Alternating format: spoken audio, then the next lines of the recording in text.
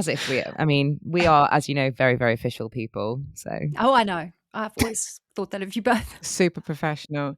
But you know what? Just before I was just about to just about to go into this, and I just thought, when was the last time that we had you on the podcast? And was the last time that we had you on the podcast the first ever time that I interviewed you? Yes, and you came to my house. I came to your house in Croydon, didn't I? Yes. oh my Yeah. gosh. I'm suddenly curious to see us both sitting on my sofa. Me too. Yeah, but how did we record it there, like on my sofa? It sounds so Oh weird. my God. So that was with a dictaphone. So like for Oh. anyone listening out there, you have to scroll back to episode, oh God, it's going to be 1. well, it It wasn't, wasn't your very first one. I maybe. feel wasn't like it quite was the- like 2 2? or something. I Yeah. think it might have been 2 or 3. Yeah. And it's me, you, dictaphone, your sofa, Croydon. Yeah. And there it was. And we kind of, well, I mean, we'll talk about you and, you know, what you've been doing, but, just to refresh people's memories, just in case they don't go back that far. But you've been like friend of the pod forever and ever and ever and ever and ever. And you've written for Women's Running, I think, since issue 1 or something silly like that. Is that right? Again, issue 2. I was interviewed for issue 1, and then I got a call saying, "Would you like to write for us as well?" And I remember being absolutely terrified because I thought I might have to become a columnist, and I didn't feel I was ready for that at the time. But then it wasn't a columnist; it was actually just writing features, which I did for like 8 years. I wrote 2 features a month. It was fantastic. Yeah, Oh, amazing. I know that you've got your monthly column in Runner's World. indeed. Ugh. But fair enough, you know, whatever floats your Well, I'm boat. finally brave enough to be a columnist.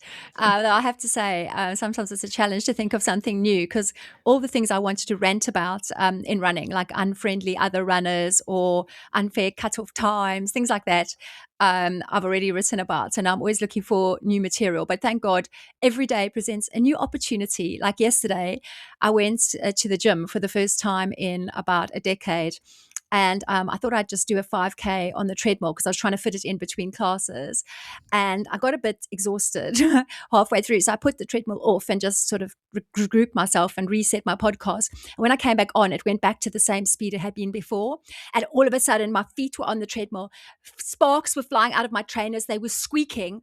And I nearly fell off. Like, it was terrifying because that happened to my mother once. So it was just absolutely terrifying. And everyone was looking at me. It was so embarrassing. So I just thought, I'm going to write a new column about the horrors of going back to the gym when you've forgotten how to use all the equipment and how terrifying and deadly a treadmill can be.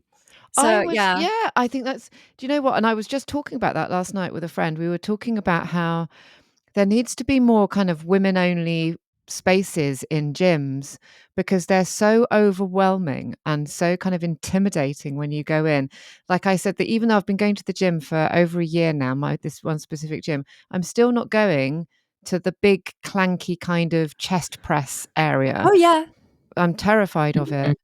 And I just but if they had like an hour of it being women only, I know women can be as intimidating as men occasionally, but if they could have an hour of it just being women only, I'd feel much less intimidated about going in there, I think.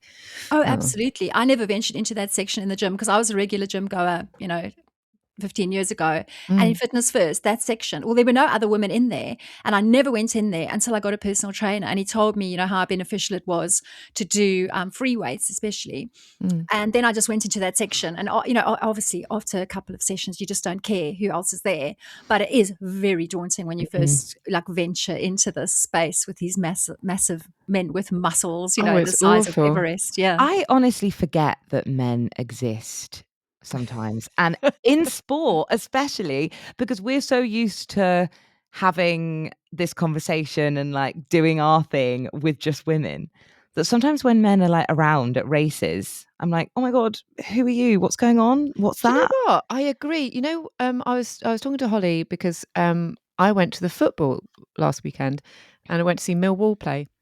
And I was given one of those Panini sticker books, the kind of classic. Yeah. For the kids. So I was like, oh, great. And I did find it remarkable that all of the people on the front of it were men. It's like a man on a front cover. A male footballer? Whatever next? So, what's going on? Oh, that is fantastic. Anyway, how the world has changed. So, with your, if you're going to the gym and stuff, does that mean that your training has changed? Are you still running? Are you still training for things, or are you doing more kind of strength stuff now? No, definitely running. I did my first marathon in 7 years in April, the Brighton Marathon. And I did say it might be my last. I actually gave myself that opt-out clause, but I had to do it because I wanted to take some of Graham's ashes with me and do a marathon in his honor. And I already entered 5 marathons and not been able to run any of them due to injury, being too slow, and being ill as well. And I just Mm. thought I've got to do this one final act, of remembrance. And then, of course, I had such an amazing time during the marathon. I met loads of 100 Marathon Club people I used to run with, years ago. And then a man who shouted at me halfway through and said, Lisa Jackson. And I kind of just greeted him, and I saw his name on his t-shirt was Peter. So I went, hi, Peter, and I thought he was another Peter from the 100 Marathon Club. And then he caught up with me, really near the end of the race, where I was really struggling. I just broken down to a walk, and I was really just knowing, this is absolute agony till the finish. And he came up and said, hi, it's me who shouted at you earlier. And I looked at him, I thought, you're not the Peter I thought you were. It turned out that he'd been listening to the podcast the audiobook version of Your Pace or Mine throughout his training. And I was running for Marie Curie, and he was running for Cancer Research UK. And so we got talking, as one does, and as I always do. And he just got me to the end. He was just so inspiring, so encouraging. He knew so much about me. So it was almost like meeting a friend. And so I knew nothing about him, but he knew everything about me from my previous book. And when we got to the end, his wife, who'd had breast cancer, was there, Dominique, to greet us. And and I said to him, I'm going to help you to get into the London Marathon next year. I'm going to sponsor you, and I'm going to help you with your fundraising, and I'm definitely going to get you in. And I said, can I take down your details? And he said his name, and his name was Peter Rook. And rooks are a member of the corvid family. And my Ah. husband's spirit animal is the crow. And so I really, really believe that Graham sent Peter to come and run with me in the last 6 miles because he knew that I was just suffering and struggling so much.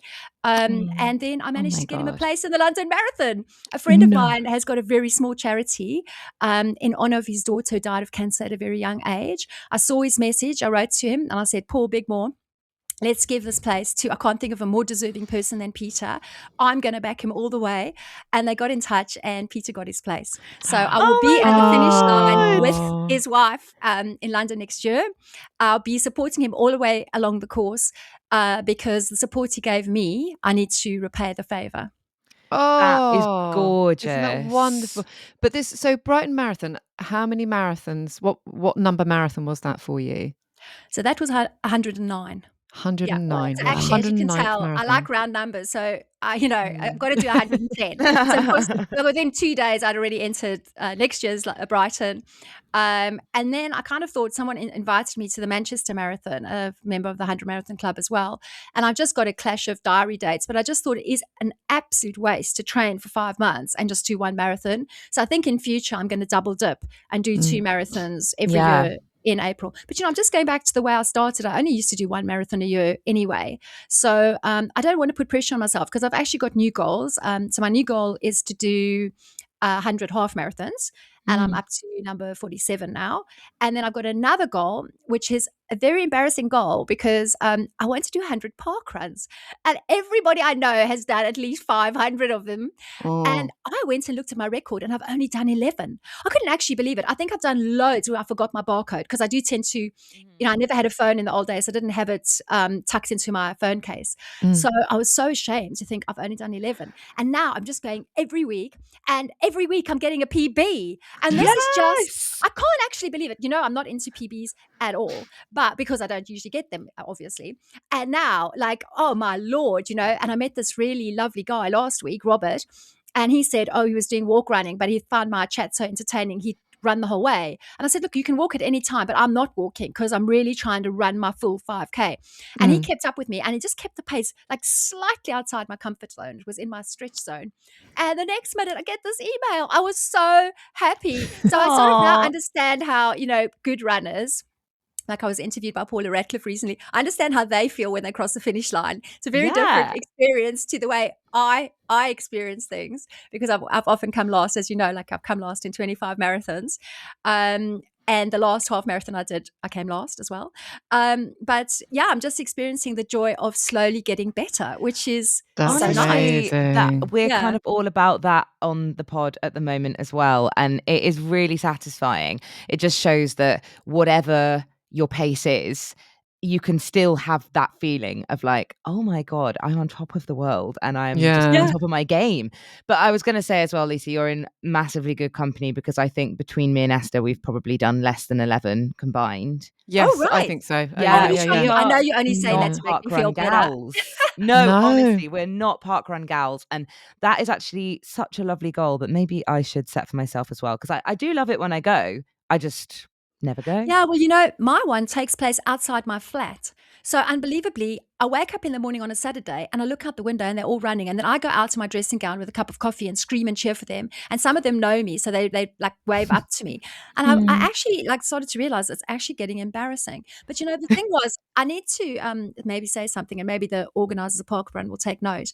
Was that when I used to do Park Run in Croydon, I was in a running club already. So when I went to Park Run, I knew everybody. So it was really enjoyable. And when I came down to Worthing as a widowed woman, I went down to Parkrun. I didn't know anybody. Everyone was chatting. And I stood at that finish line, start line, and I've never felt more lonely in my life. I Mm. just felt so excluded.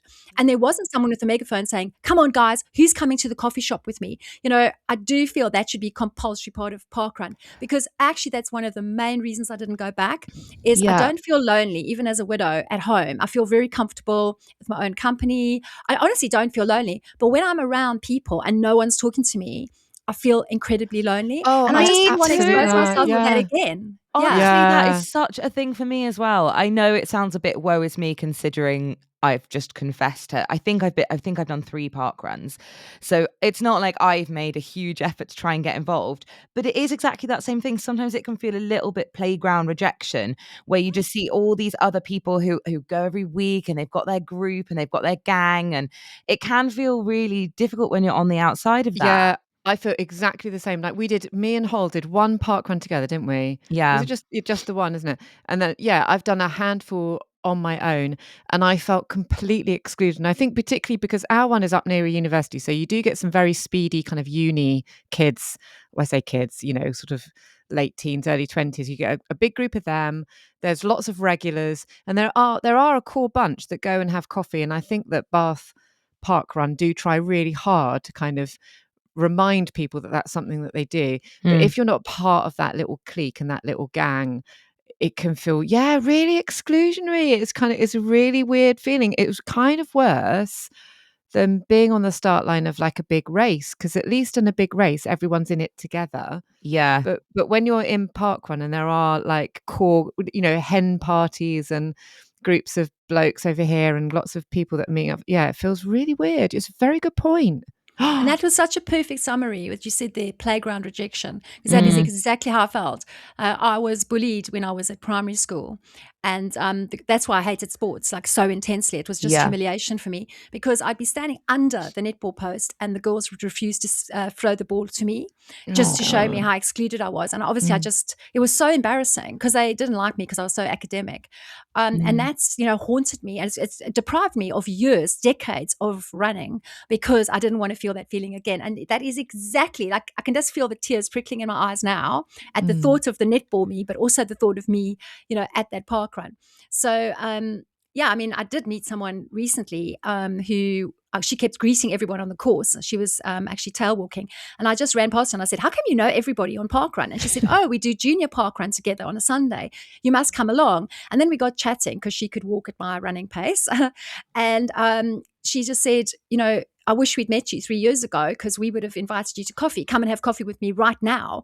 And I said, "I actually can't because I've got to go somewhere else, but I'll come next week." So I did go and join them. And then other weeks, I've got other friends who come down and do it with me. But that initial, experience was really, really alienating. And Mm. that is genuinely my reason. I didn't really think about it. Like, why am I not going to parkrun? That was my reason. And Yeah. now it's different because I do know people. But I do think that should be, because they're so inclusive now. I mean, Paul St. Hewitt, by the way, comes to our local park run because he lives nearby. So Oh I've my had 2 hugs. God. Yeah, I've had 2 hugs from him recently. And I do think that should be absolutely like, because that's all you need is one person to break the ice and go, hey, everybody, not singling anyone out, but just going, hey, everybody, you do know, we meet for coffee afterwards. Come and find me, and sort of wave a flag or something. Because, I could actually be very good at that, as you know, because Yeah. I'm very good at drinking tea and coffee and chatting to people. So maybe I should invent a new role in park run, chat coordinator or something Yes, like that. they Yeah. need a chat coordinator. They need a 100%. social secretary. Yeah, absolutely. You'd be And I it perfect for could that. be needs that. to be someone like you, Lisa, because I think the reason that you have this effect on people is because of how relatable you are. And I think there are so many of us in the running community who are that person who didn't have the ball passed to them or who were picked last. And I'm so glad that it is now something that is talked about more, and that we are, we make a bit more noise in the community now, so people know that they can join if they're that person too. But I feel like you were a really big pioneer for that. Well, thanks for saying that. I mean, it's so funny because I've now been described, actually, Women's Running once nominated me for Influencer of the Year in 2018. And I've now been described as an influencer just recently at a 261 Fearless conference, Catherine Switzer's amazing charity Yeah. that empowers women. And that really amuses me because I'm the least influencer type person you could ever see. Like, my running wardrobe looks like I got it all from a charity shop. I've got no coordination in my outfits, and I don't look glamorous. I do actually wear lipstick, I'll be honest. I do that, but I don't have the right eyebrows for it either. Who does? Who does? Yeah. I tried to have the right eyebrows, but that's another story I cannot tell you about now because you will just laugh and cry with laughter. It was one of the most traumatic things I've ever done in my life. It involved a cat mask and wearing it on the bus to keep my eyebrows dry after my traumatic What? microblading experience. Yeah, because you can't get rain on them. And the only thing I had to hand to keep my eyebrows dry, because I never carry an umbrella, was a cat eye mask. And I had to wear it onto the bus and stand in the rain in Brighton for half an hour waiting for the bus. Anyway, that's another story. So Incredible. I am an influencer apparently for slow runners, and Sophie Power, the ultra runner, as you know, she's just the most incredible athlete, but she also campaigns for women like me, and just like Catherine Switzer did. I mean, Catherine, when you speak to her, and I know we've all been blessed to meet her, I can't believe she's an elite athlete, but she understands people like me 100%, like more than I understand myself. She just totally speaks to me. And Sophie Power is exactly the same thing. So with Catherine, a photograph when she was being barged off the Boston Marathon, that changed the world of running. And now with Sophie, it's breastfeeding her baby during the UTMB. Yeah. And Sophie asked me, would you write some guidelines for race directors, how they can make races more inclusive for slower people? Well, she didn't have to ask. She asked me on the Sunday. By the end of the Monday, I'd already written it. By the end of Tuesday, because, I can go on about that topic. By the end of Tuesday, I put it on Facebook. I got, I think, 129 comments. I've never had so many comments on Facebook in my life of people saying good experiences, bad experiences. So I'm so grateful to that community, and I'm a real reluctant social media user. So that's why my role as influencer is so amusing to me. And then I put those into my document, sent it to Sophie, and now she's put it out on Instagram. And last night I looked at it, didn't have time to read all of it, but there's 153 people have responded with amazing tales of great races where they've really accommodated and welcomed us slow runners, made sure we had snacks all the way around, or music all the way around, or made sure we actually got a medal at the end. I mean, God forbid, that you should actually expect a medal if you're so slow. So we're going to incorporate that into the guidelines as well. And that's going to help race directors to see. I mean, not everyone can do that. They can't necessarily close all the roads for us. But, often there's the option of running on the pavement. And it just doesn't put anyone out at all. It's just like having another jogger on the pavement. There's not that many of us slow runners.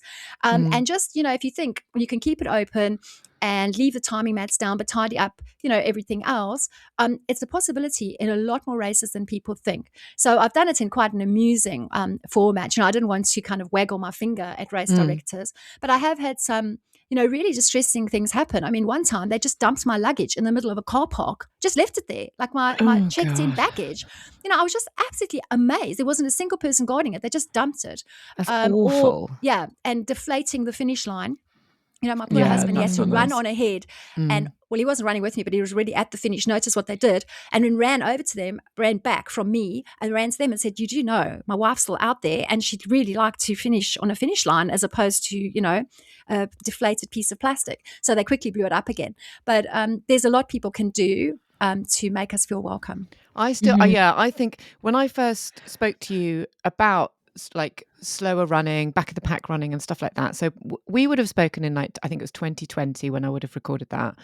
And I think it was 2019 was that marathon where I've forgotten the name of the woman. There was a woman who complained to the London Marathon because she was at the back of the pack, but she was Kerry a pacer. Aldridge. That's it.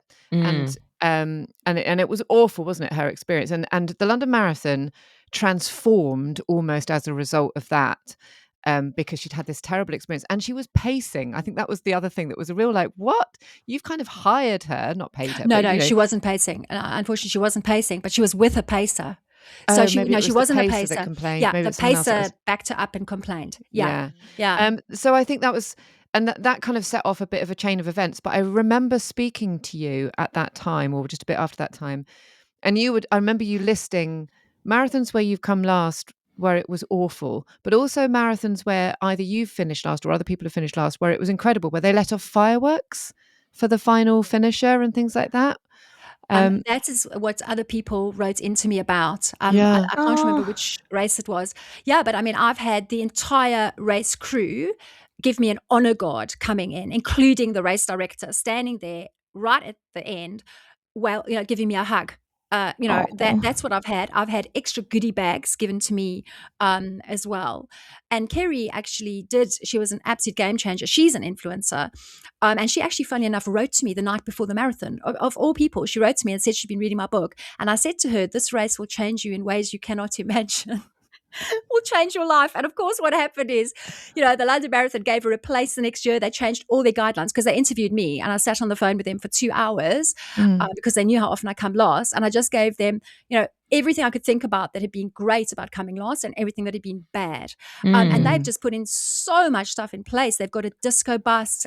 They send out, messages ahead of time. They actually have teams of people. So, for some good runners, it's really hard for them to stay on their feet for 8-9 hours. So they actually let some people start the race with the slow people and then other people finish the race with the slow people. So obviously you get fresh conversation, you get fresh encouragement. So they really have taken that on board. And that's thanks to Kerry, just speaking out. So she's phenomenal. She's recently done the New York Marathon. She's amazing. I mean, she's such an amazing woman. And it just takes one person, and she's tiny. I don't know if you know, but I think she's 4'11" or something. So, you don't have to be a giant to make giant strides and, progress happen in the running world. Yeah. And I think, It's just one little voice. And it's so important. We've had people in our community, haven't we, Hol, that have like lovely Sonia who finished. Was it the Berlin? No, it wasn't. I think it was the Lisbon half. Yeah. that she hadn't received a medal for because she'd come in after. I mean, I think it was after the cutoff time, but even that's debatable. I think it was a little bit of a shit show, basically, whatever happened at the end. And she was essentially told when she emailed them afterwards to complain about the fact that she'd not received a medal, that like her time had been too long and that there weren't any medals left by that stage or something. And that's just, you know how many people Ridiculous. are running your race, so that's how many medals you have, right? I think Yeah. that was a really easy fix. That was just, it was so No. awful, so awful. And I don't understand why. I mean, look, I do understand about cutoff times. I do understand about, obviously there's a cost involved. But like you said, and I think this is really important, isn't it, to understand, it's not a huge amount of runners. Like, even if we're talking about a mass participation event like London Marathon or like one of these big city marathons or half marathons, we're not talking about thousands and thousands and thousands of people all running a marathon at 8 hours or running a half marathon at 4+ hours. It's not thousands of people. It's dozens. And then, Absolutely. yes, then it's about supporting those people so that they can run safely on pavements if that's what you need to do. Absolutely. And if London Marathon can do it, I mean, they have their race director, Hugh Brasher, was at the finish line at 10 o'clock at night welcoming runners in. That's what I heard from one of the, helpers. So if they can do it, everyone can. I've heard a lot of negative things about that Lisbon half, and Sophie's Instagram is full of negative things about that. And, Yeah. there've been people that didn't get medals who finished well within the cut-off time as well. I don't know if it was that particular race, but there's all these kind of stories. And I think that is often like a cost-cutting measure by the race director, which is unforgivable, because they think, oh, well, 10% of people won't turn up. And so, because my first 10K, back after I'd had a long layoff from running, I did it in Worthing. And when I arrived at the finish, this was the most important 10K, in my life, actually, because it was me starting from 1 mile and building up to a 10K. I really struggled. And when I got there, there was no medal. And I was told, don't worry, we'll send it to you in the post and we'll give you free entry next year. Well, then they didn't give me free entry. They said, oh, yeah, we'll give you half price. And I thought, you didn't have a medal for me. You gave me 1 cup of water on the course. There were no snacks on the course at all. And you gave me 2 protein balls at the end. And I paid something like £35. If you think I'm going to do that again, I'm not. So they did send me the medal, but I think to break a promise like that is unforgivable. And I just boycott that race. I won't do it again, even though it's again on my doorstep. Yeah. And I just think, it meant so much to me. I had to borrow someone else's medal and ask them, can I just take a photo with it, please? I was heartbroken. Honestly, it really, and to me, it's the whole moment as well of when they put that medal around my neck. I mean, I made Peter take hundreds of photos of me at the Brighton finish line. I do not accept my medal just shoved into my hand. I go, no, I put my hands behind my back. I bow my head like an Olympian and I accept my medal in a great ceremony, and they have to wiggle it around, my flamingo wings on my flamingo hat. But that is a huge part of my race for me, and I want the photo opportunity and everything. So, I think that's really unacceptable. And another big complaint is the lack of T-shirts of the right size. And again, Oh, yeah. God, yes. what's so hard about that? You've got a race number, put the size on the race number, so it's small, and you can't go and get a large one if you've changed your mind, and you're only allowed to get the size you want. And then that means that T-shirt just doesn't go into landfill, because who wants to wear an XXXL T-shirt, when you signed up for a small? And you pay so much money for races now. I mean, there's races that are completely priced out of my price bracket now. Yeah. Shorter ones I just would not even dream of entering because I just can't justify it. And so they're getting all the money and they're just not delivering, what they promise, especially to slower runners. Oh my So God, the T-shirt thing is a whole other. I still remember Tina, who works for us, and I remember her, bless her, she did a thing on Instagram where and she's a petite woman, and she yes. took pictures of herself wearing a selection of T-shirts, race tees that she'd got. And I think it was for a number of marathons, because I remember that one of them was Berlin, because Berlin did well. And I think Berlin is Adidas. And so she had a really nice, like an extra small Berlin one, and it was really lovely.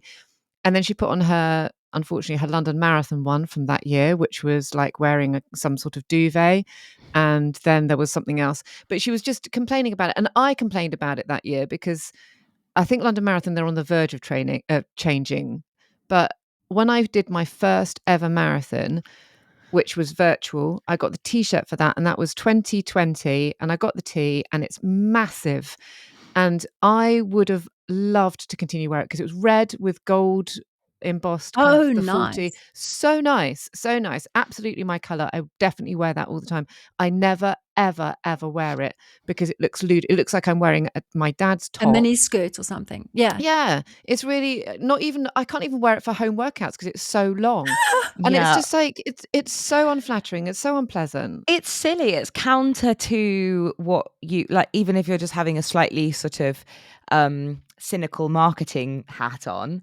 Like, if people aren't going to be wearing your T-shirts out and about, then that's fewer people who are going to be seeing your race logo and being inspired to sign up for it. It's in everyone's interest to get it right. Yeah. Yeah. Do women's fit, do the correct number, put in, yeah, like you say, if you put in your size when you're putting in your application. And you're right, some of these races, like there are half marathons out there that are like 60, 70 quid. I know. Those are the ones I'm thinking of. It's just like, I can't do that. I'm sorry. Especially when they are held in places I've already run, because those are my training grounds. I just think it's not going to be a big treat for me to run past Big Ben. I'm not paying £70 for the privilege. Yeah, so No. fair. Yeah, true. Same. But Also, I let's think be once we honest, go back to the, you don't take it in.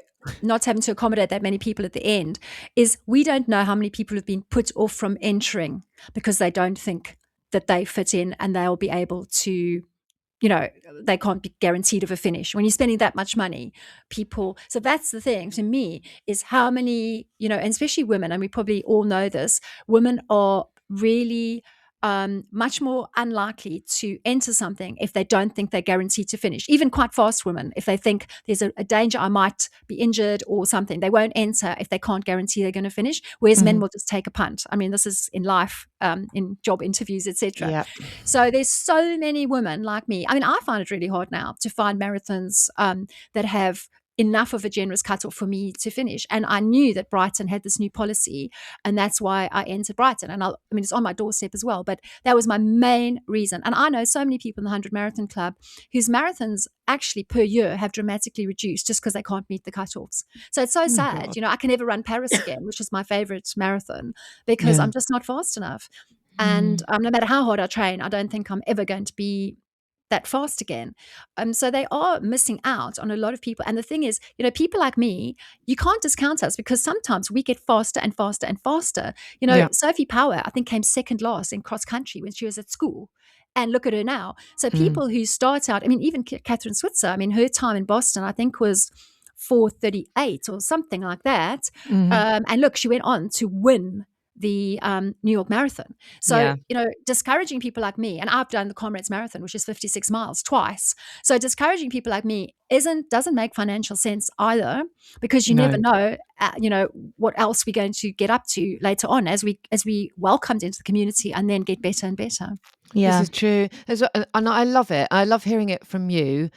And I love the fact that it's a conversation that seems to be kind of bubbling under, and it seems to be just quite topical at the moment. And there's definitely an edge towards more inclusivity in races and things like that. I just think it's lovely. And of course, like, you're basically our resident agony aunt, aren't you? So I love that, because you compile our Q&A in the magazine every single month, if everyone doesn't know that, which means that it's good, because we can, I mean, you're very careful and clever to include something around that kind of, either a beginner runner or a runner who's slower.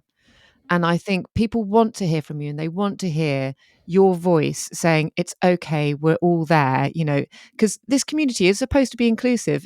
And it's a right slap in the face when you think that that's the case, and then you turn up at Park Run or like a race or whatever, and suddenly realize, actually, no, it's not. It's not as inclusive as we'd like it to be, which can be really off-putting for people. We know runners that have gone for a run and have after that one experience thought, you know what, this isn't for me. This is not the community for me. Oh, I tell you, it takes one run. I mean, yesterday's experience on the treadmill, if that had been my first experience of running, I can tell you now, I would never, ever run another step again.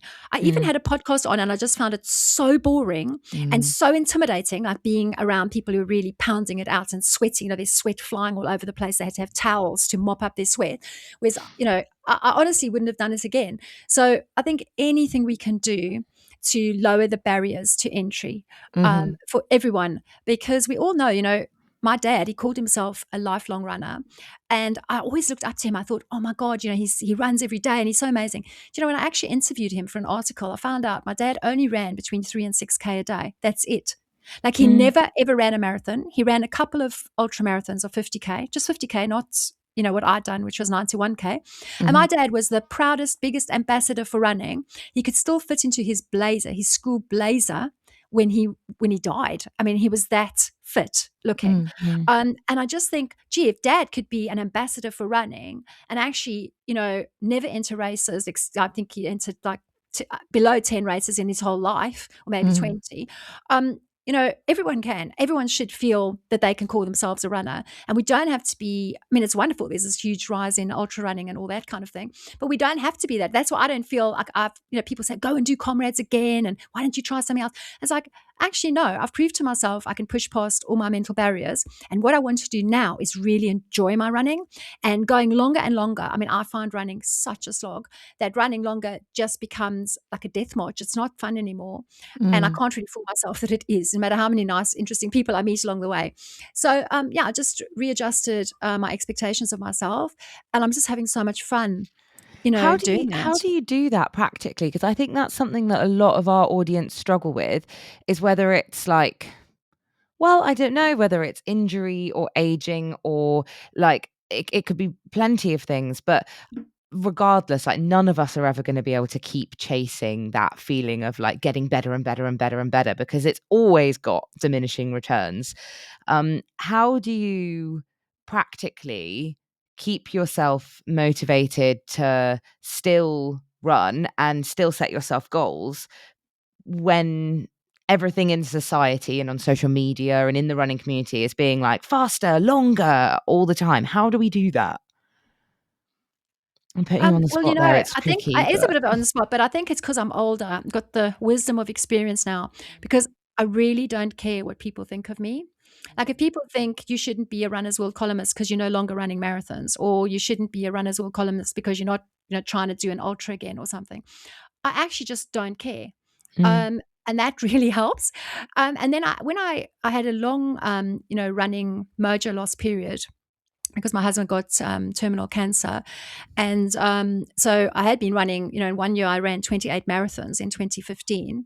Yeah, because I really wanted to join the 100 Marathon Club the next year when my book, Your Pace or Mine, was going to be Oh launched. my God. So I ran oh, 28 marathons. So I went from that. And then after I got into the 100 Marathon Club, I only ran another 8 marathons over a period, of several years. And then for 7 years, I didn't run a marathon at all because I didn't want to be away from my husband for a whole day, mm, especially at weekends, because that was the only time we had to spend each other. And I knew that his life expectancy was very short.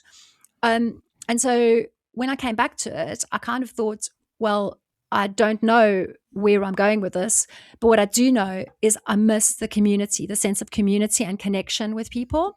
And so yeah, that's what I focused on. I thought, where can I get that sense of community?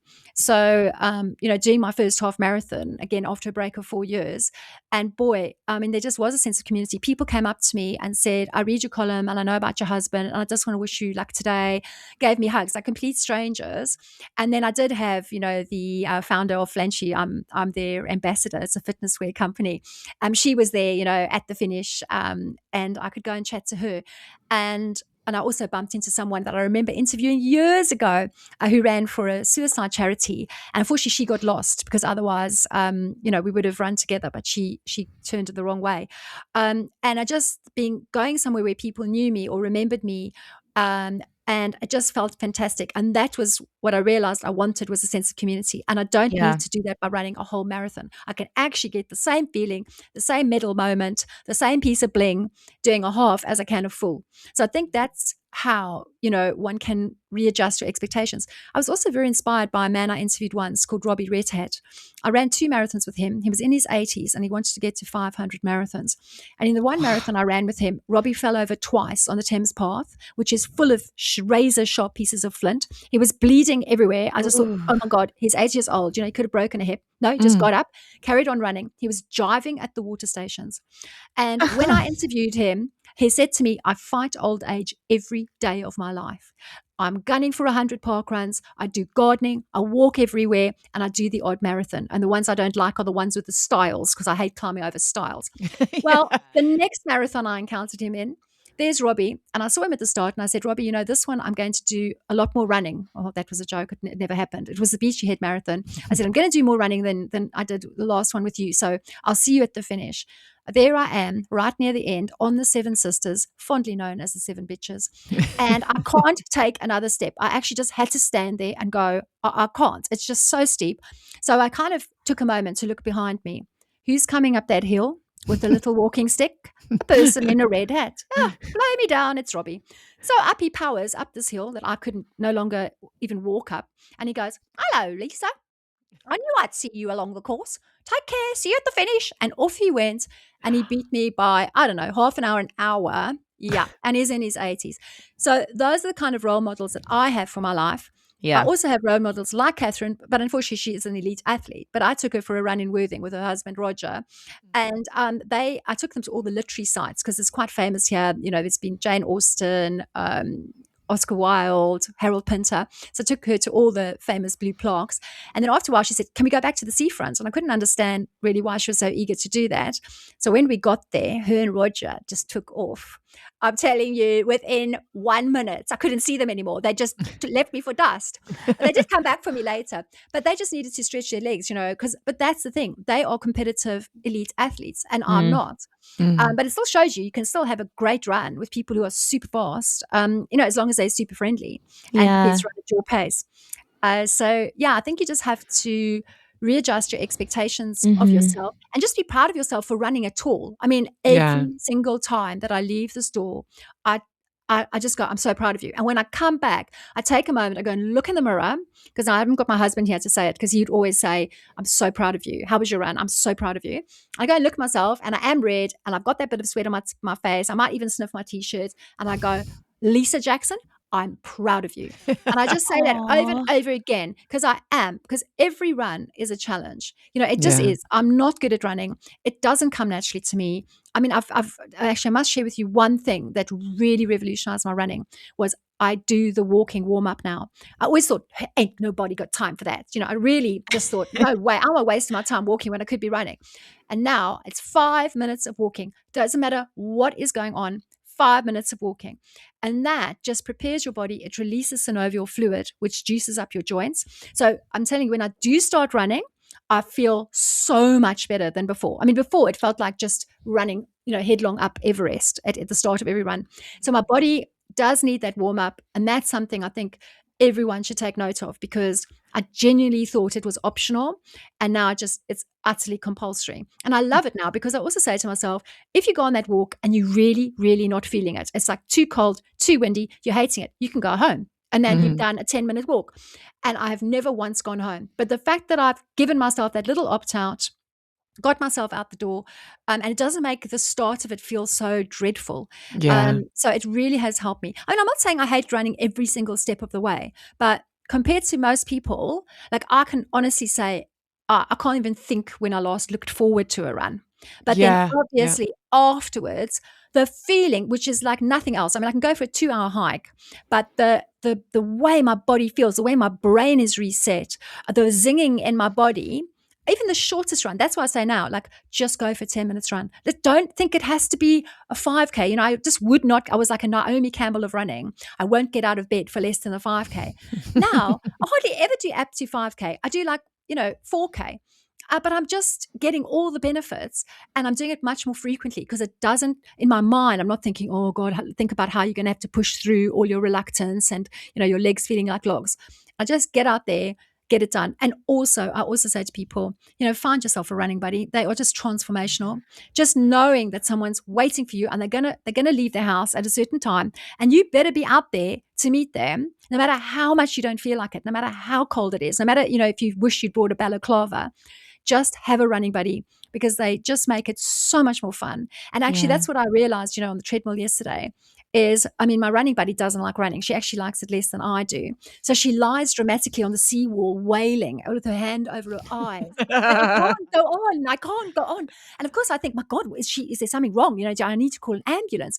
And then she goes, no, I think I just forgot to eat my banana before I left the house. And I say to her, you are such a fraud. You're such a lazy bones. I say, I'm going to take a photo of you and put it on Facebook. And she looks at me, takes the arm away from her eyes. She goes, I don't care. I'm not on Facebook. It's just so funny. So just having someone like that who's witty, funny, chatty, likes listening to my funny stories, likes sharing some of her own. I always say to her, why do I dread this? Because actually it's the highlight of my day. Yeah. Once I'm with Yeah. you, it's the highlight of my day. But until that moment of actually meeting her, I'm still thinking, I don't really want to do this. Yeah, it's just leaving Honestly, the front door, isn't it? yeah. I think it's such a big thing. I think it's really interesting, isn't it? Because from what Hol was asking about the kind of how do you kind of not compare yourself with other people or how do you kind of motivate yourself? But I love the fact that what you're talking about is being your own cheerleader, which I know is something that you Yes. espouse quite a lot in the column that you write for us. And it's kind of it's being proud of yourself. And like I mentioned this on an earlier podcast where I was like, I suddenly had this, someone was talking about a moment of epiphany. And I completely empathized with that because she was talking about running her longest distance up until her first marathon. That at mile 19, she finished a training run at mile 19 and went, I've never run that far before in my entire life. Oh my God, I'm so proud of myself. And I remember that feeling. And that's a feeling that you almost need to sort of bottle up, don't you? And Sure. remember and draw on when you're trudging through that 5K that you didn't really want to do in the first place. But it is the feeling afterwards, which is, absolutely amazing. But I know that lots of people can kind of, I don't know, they can feel energized by reading Your Pace or Mine.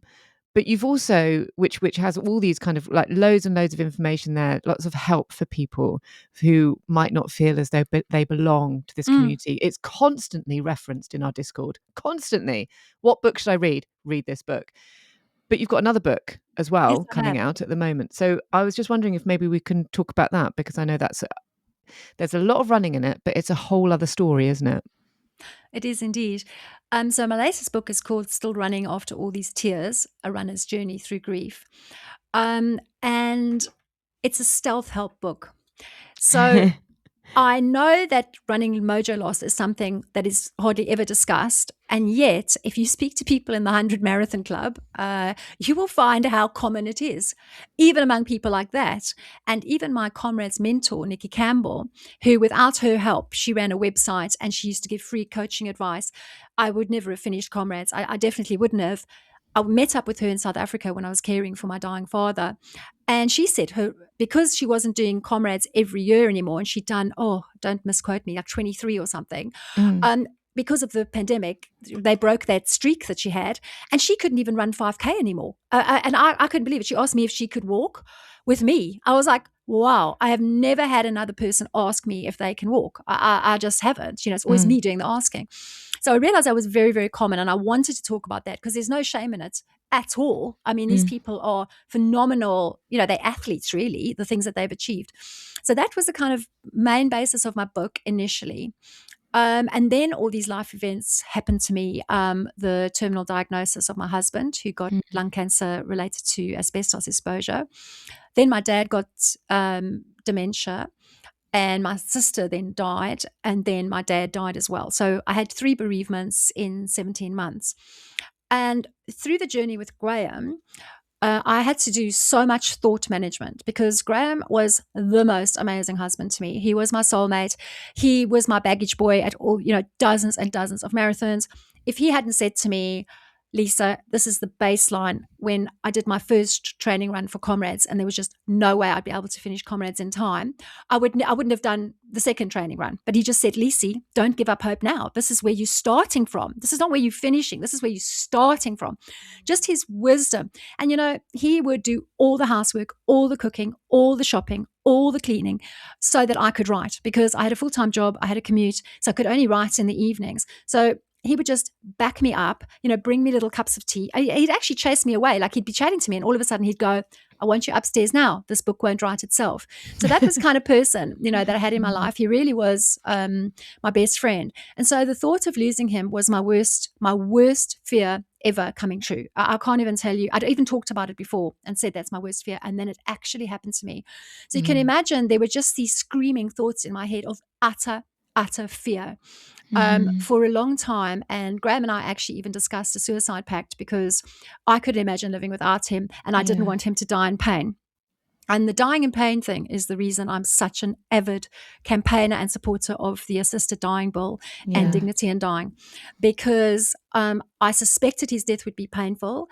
And in the end, it really was off the scale, agonizing. Oh. And so when I came back, I rode back a little bit from the suicide because I realized that it's incredibly hard to actually not commit suicide, take your own life um, Mm, successfully and painlessly, and also not ending up as a vegetable mm, and being a burden on the state for the rest of your life. I realized I just had to live in hope, not fear. And so did my husband, because we didn't know how much time he had left. He was told 18 months to 5 years. Of course, we said it's going to be 10.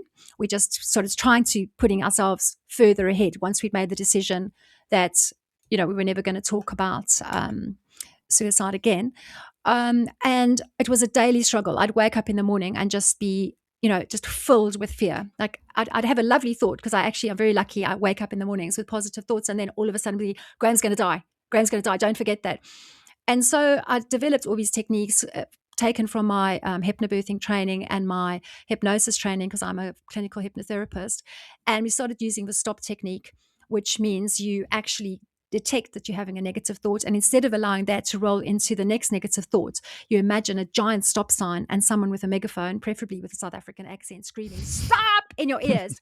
And then you actually replace that with a more positive thought, like all is well, all is well, all is well. And if you say that often enough to yourself, you realize it's actually true. Like all is well right now. Like at that moment, Graham wasn't dying. He wasn't in pain. He was actually working full time. We were still laughing. We were still traveling a lot. We did so many things together, and we still ran together.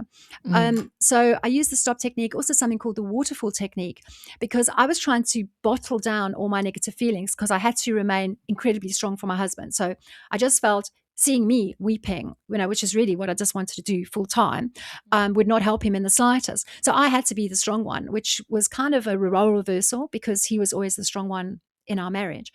And I realized, I read in a book, it was just one line in a cancer book that said, try the waterfall technique. And that involves, instead of running away from those feelings, just allowing them. So actually sitting down, of course, I did this without Graham being present most of the time, but just saying, is this unfair? Yes, like Graham didn't hurt a single fly and now he's dying young. Do you feel angry about this? Absolutely. Do you feel frustrated by this? Yes, I do, etc., all those negative thoughts. And then you just let it flow through you like a waterfall, and you experience it, and you howl and you cry and you punch, a pillow, or you punch your fist, and you're just like, ah. Now, the reason I was really hesitant to try this was because I thought if I started crying, I'd never stop. And then when I realized that it was actually, I stopped crying after a minute. I was like, geez, that's speed sobbing. I can't actually believe it. And the feeling of relief just washed through my body. And I went and splashed my face. I was like, my God, I just feel transformed by this. And it was one little line in a cancer book. So I went and taught the technique to Graham. And, he maintained such a positive attitude all the time. We laughed so much. I mean, I could tell you so many stories of the things we got up to and laughed about. But sometimes I'd come home and he'd be sitting there in front of his computer in our dining room, and there'd just be like two little tears, like just running down his face. And it broke my heart. I mean, because I hadn't been around to stop those tears really. And so I'd just say, Graham, and he'd go, what's wrong? And he'd go, I'm thinking dark thoughts. And I'd say, do you want a waterfall with me? And he'd say yes. And I'd just pull up a chair, I'd grab both his hands, I'd look him in the eye, and I said, let's waterfall together. And we would just waterfall. And we never waterfalled for long. We didn't. But it just acknowledged those feelings, let them pass through us. And of course, he called it turd flushing. Like he said, it's like having a nice toilet flush. There's nothing more satisfying, because he always had that wicked sense of humor. And that was another lifesaver. So my book is full of techniques and tips like that for people going through anything in life that's challenging. And there's so many things. There's so many losses, redundancy, divorce, losing a child, loads of things, losing a home, if you can't afford the mortgage, etc. So I didn't want all the knowledge I gained, because I did read a pile of books on me to high. I mean, my husband was going, Lisi, how many more books are we going to get delivered? And it was like, I said to him, Graham, you're expecting me to lead you through this, and I don't know the way. You have to let me read these books and share with you what I learned. So this is a summary, and I've got a long epilogue chapter at the end, which condenses everything I learned into little handy sections, so you can just pick and choose which one that's relevant to you. But I didn't want all that knowledge to go to waste. So those are the two strands of the book: is how to get your running mojo back, how to fall in love with running again, how running was my salvation, because it was. I mean, there were times I was so angry, I thought that I was going to spontaneously combust, and that they would find a little pile of ashes next to my fireplace in Croydon and wonder how that happened, because I was so angry with one of Graham's nurses. So running helped me to flush that anger out of my body. It helped me with stress release, obviously, because to be strong all the time was very stressful. And it helped me grieve as well. It gave me time to think about Graham after his death, and the deaths of my sister and my dad. So, running is really a superpower, and it's a tool. And the problem is that when you go through bad times, you often just, you turn to other things. You turn to alcohol or chocolate Easter eggs like I did, or binge watching box sets or binge eating. And actually, the one little thing that we should never forget, which is what Catherine Switzer described as a secret weapon, is running. And it didn't have to have been an hour-long run or a 5K. I could have just gone out for 10 minutes and come back. And that is what I regret the most about the 4-year period that I was looking after Graham, is that I didn't do enough running. It would have helped me so much if I had. Yeah. Oh, but it's one of those things. It's one of the first things to go. It isn't is. it? Because you do, I think I think as people, but particularly as women, that we would look at that as being this sort of luxurious extra. It's like having a bubble bath instead of a shower. So I think it's and it's taking time away, isn't it? So it's like you were saying, you don't want to take a day away from Graham. So why would you want to take half an hour away from him? But with hindsight, you'd think actually maybe it's about looking after yourself, isn't it? It's self-preservation. Absolutely. It's that oxygen mask analogy. Yes. Absolutely. And, Catherine left me a voice note yesterday and she was lecturing me about this because she said, I'm very disappointed that you didn't use running more.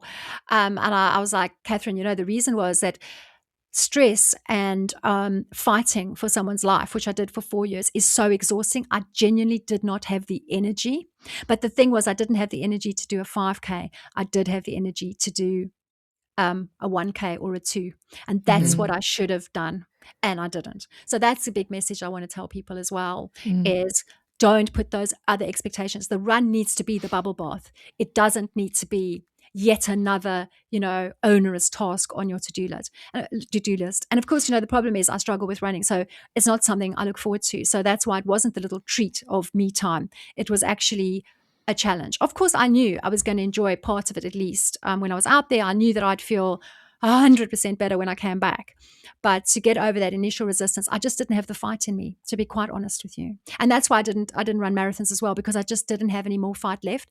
I was fighting day and night. If I had to go into the details of the prescription errors, the rudeness of medical staff, the incompetence, in the end, I was leading Graham's treatment. I was saying he needs radiotherapy. I was saying, why have you not upped his medication? I was saying, why haven't you given him a laxative? It was ridiculous. mm. I really was his doctor because I was on the job full time, So it just took too much out of me to do that. So I don't feel any regret or shame about it, but I have to say that I'm not going to let this happen again. I've Mm. learned my lesson now and I want running in my life. And of course, the more regularly you do it, the easier it becomes. So, having big gaps is completely counterproductive because you've got to start from ground zero every single time. So I that's was just not happening anymore. that I was going to ask you, did it feel like going right back to the beginning when Oh, you started again?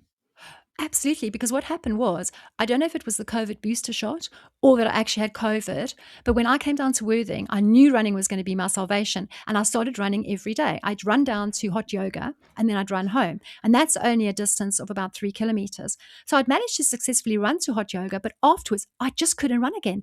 And I keep making these bargains with myself, saying, okay, you can start at the church. Then I'd walk to the church and I go, I just can't do it. Okay, go to the car park, get to the car park, can't do it. Okay, when you're on the seafront, then you can do it. This went on until I actually realized I couldn't run between two lampposts.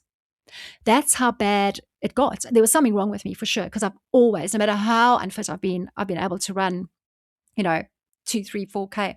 So, and then because of all the hot yoga I was doing, I kept hinging over because I couldn't keep up with the yoga class. I'm bad at yoga as well as running. I would never say bad, but I'm not talented in either of those fields. And I just bent over one day and I couldn't bend back up. So I was bent over like a boomerang.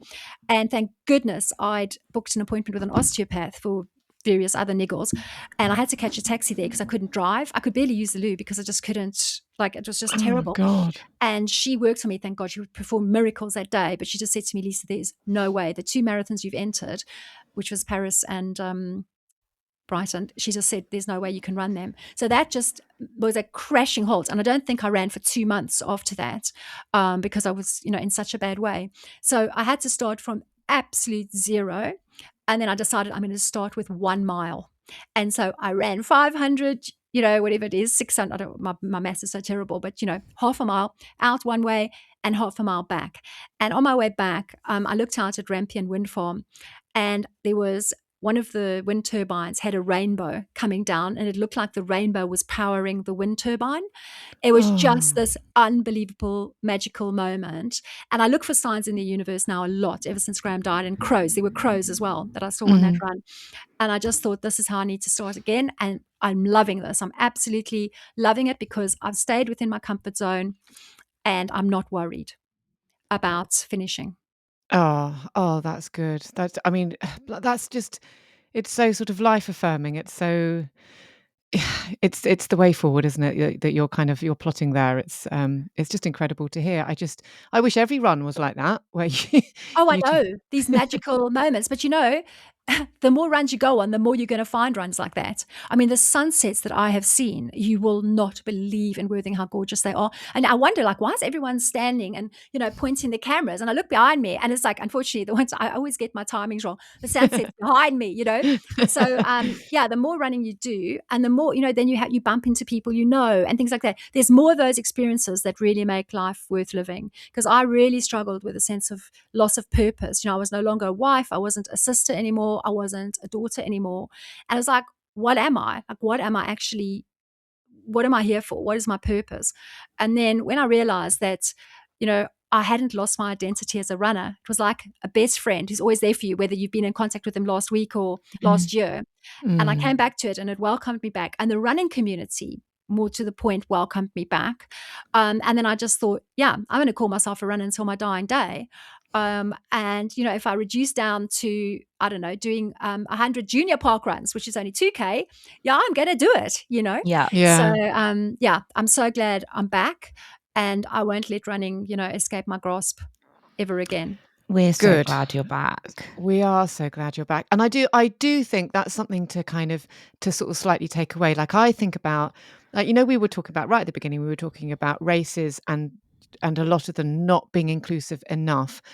But the community as a whole is incredibly inclusive. And I just think about, like, I always think back to a time at the National Running Show a couple of years ago, I think it was, when there was a woman who came up to our stand at the women's running stand at the National Running Show, and she said, "I've not been running for a whole year," and she'd not been running for a whole year, but she still felt as though she belonged, which she did, and she still felt able to come along to Birmingham, to the NEC, to walk around this, because she wanted to feel motivated to begin again. I think there was an injury, and sometimes that can tip you over into not doing it, not accessing it Mm, again for ages and ages and ages. mm. But she felt part of something.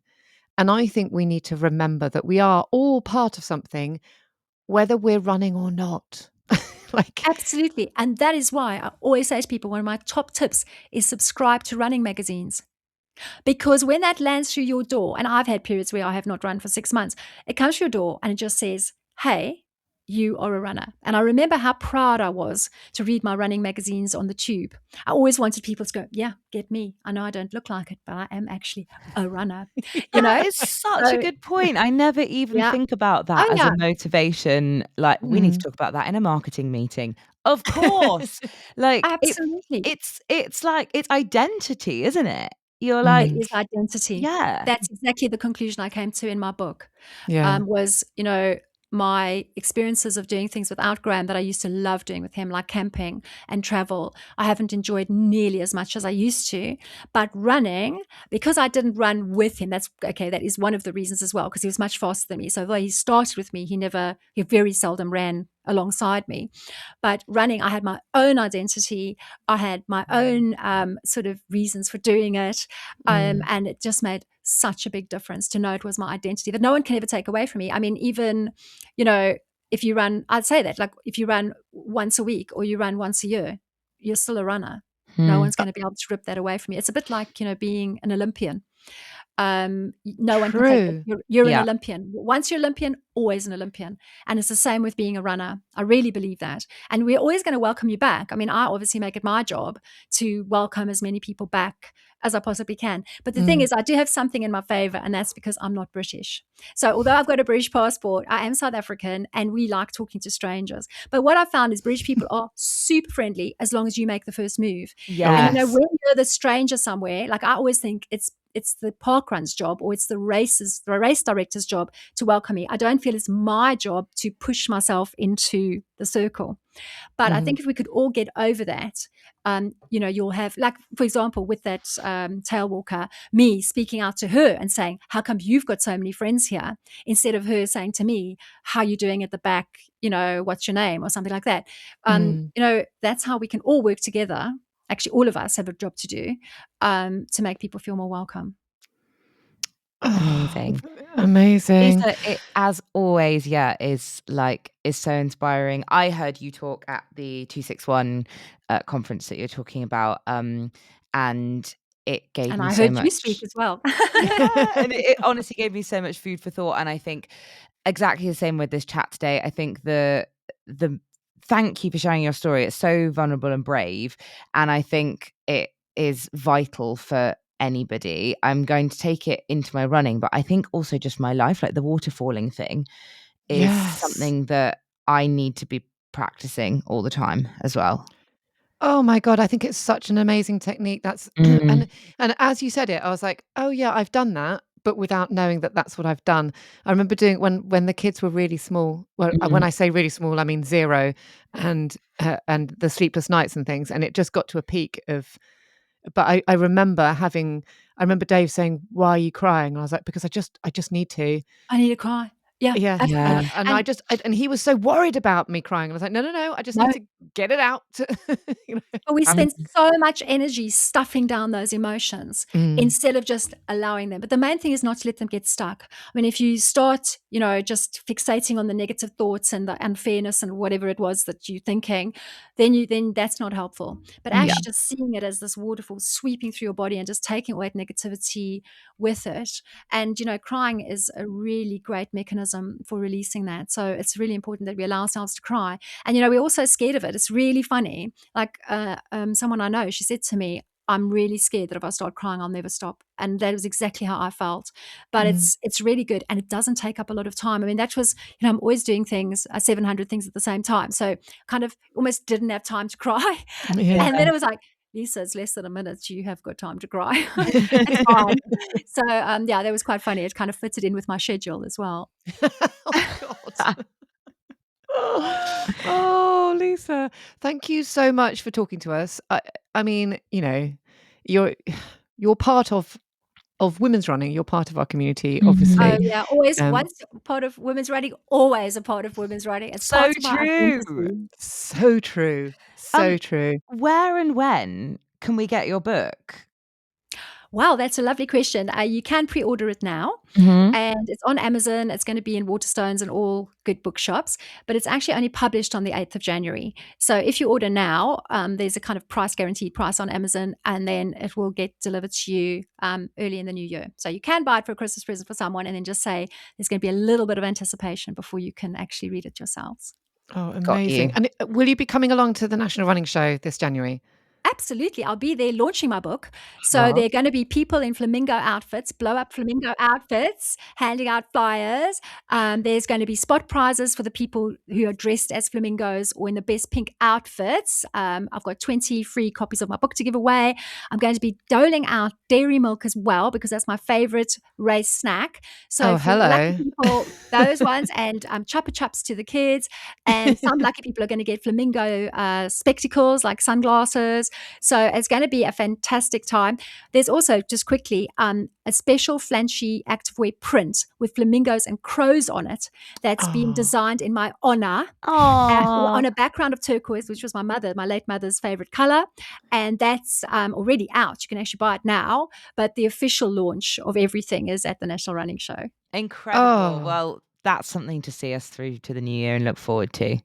Oh my god, yeah. I'm gonna put links to all of that in the show Mhm. notes so everyone can find your book. Oh, yeah, I encourage the fancy dress because I would love to have photos. Can you imagine with my pink army? We do want to do a pink takeover of the show. So if you're not brave enough to be a flamingo, just wear pink and you'll get an extra special hug from me. Well, that's worth it, isn't it? So Definitely. But you probably get dairy milk as well. oh my god, well, that definitely is worth it. So, oh, thank you so much for today, Lisa. You've been Thank you absolutely both. amazing. I loved everything you've said has Yeah, resonated so deeply. massively. Um, it's such an important story to tell, and, we're so proud of you and so love you having part of us, really. Oh, well, I'm so proud of the magazine. I'll never forget you gave me my big break by becoming a running writer and the joy I've had because it's given me an excuse, to interview so many inspiring people that have really touched my life. And that all started with women's running. Oh, That's that's good to hear. I wish it was me that had done it, but it wasn't. It would have been a predecessor, but I'll pretend it's me. Well, you continued, you kept on employing me after that, This so, is true. you took over the baton as we, learnt at Ah, the conference. how could I not? Look, it was lovely to talk to you, and I'm sure we'll speak very, very soon. Thank you so much, Lisa. Thanks for having me. It was wonderful to reconnect with you both.